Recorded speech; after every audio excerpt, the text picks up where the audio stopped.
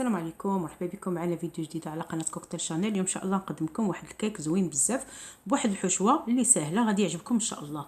هنا في المكونات كما شفتوا عندي 2 حبات ديال البيض مع كاس لارب ديال السكر سنيده وكيس ديال الفاني. كنخدم هاد المكونات هادو هما الاولين.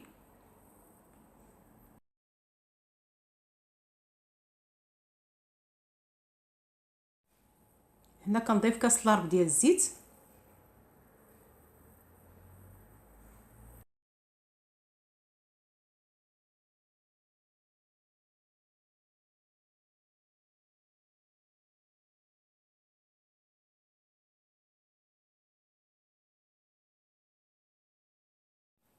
وعندي كاس ديال الحليب. القياسات كلهم بالكاس ديال العنبه.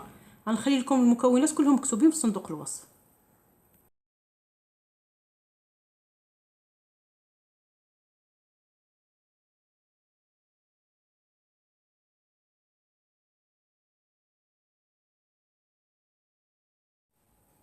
هنا غنضيف 16 غرام ديال خميره الحلويات، يعني 2 ديال الاكياس، وكنضيف 2 كيسان ديال العنبه عامرين ديال الدقيق، يعني القياس ديال 220 غرام.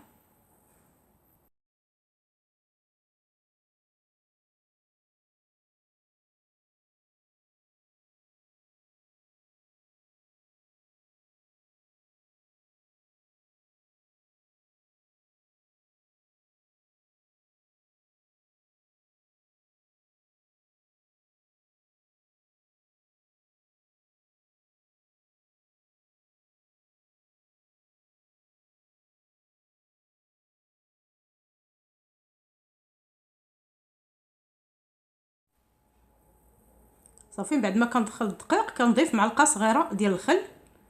كما شفتوا هذا هو القوام ديال الخليط ديالنا، يعني 2 كيسان ديال العنبه ديال الدقيق، ما تفوتوهاش باش هذا الخليط يجيكم شي شويه خفيف.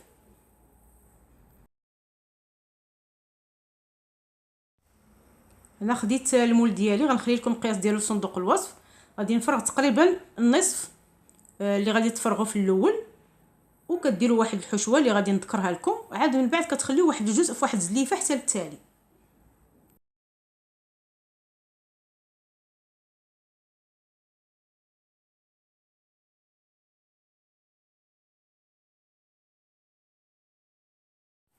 بالنسبه للحشوه انا عندي ملعقتين ديال الجوز، وعندي معلقه كبيره ديال الكاكاو الحلو ماشي المر اللي كيكون الحلو اللي كنديروا مع الحليب، معلقه كبيره ديال الكوك، وجوج معالق ديال الزبيب يعني العنب المجفف. غادي تخلطوا هاد المكونات مزيان حتى كيتلبسوا بداك الغبره ديال الكاكاو الحلو، وكتضيفوهم كطبقه فوق من داك الجزء ديال الخليط اللي درنا.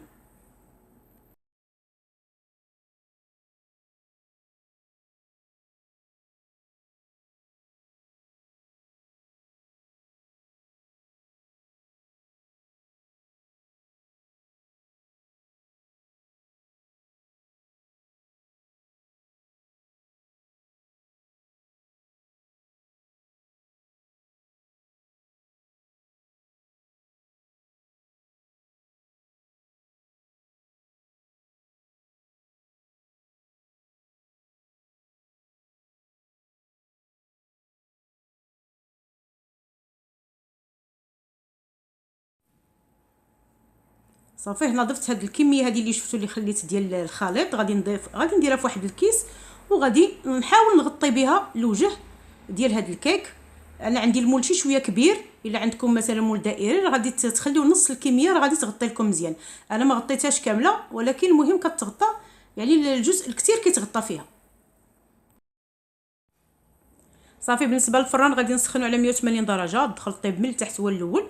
عاد ديك الساعه كنحمروها. بالنسبه للتزيين هنا خديت 80 غرام ديال الشوكولاته بالحليب، ضفت لها 4 كاس د العنبه ديال الحليب، وكتسخن بهذا الشكل. كتجي هاد الصلصه هكا كتجي عاقده وكتجي زوينه. غادي نضيفها في يعني الوجه ديال الكيك من بعد ما كيطيب كما شفتوا كيتحمر. غادي نغطي بها الوجه. وبالنسبه للتزيين زينوا باللي عندكم.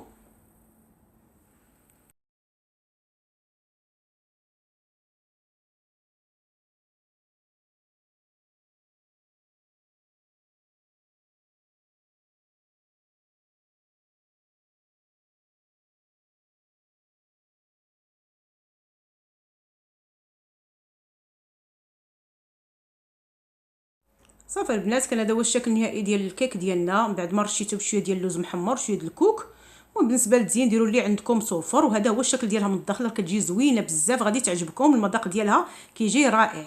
نشوفكم ان شاء الله فيديو جديده، مع السلامه.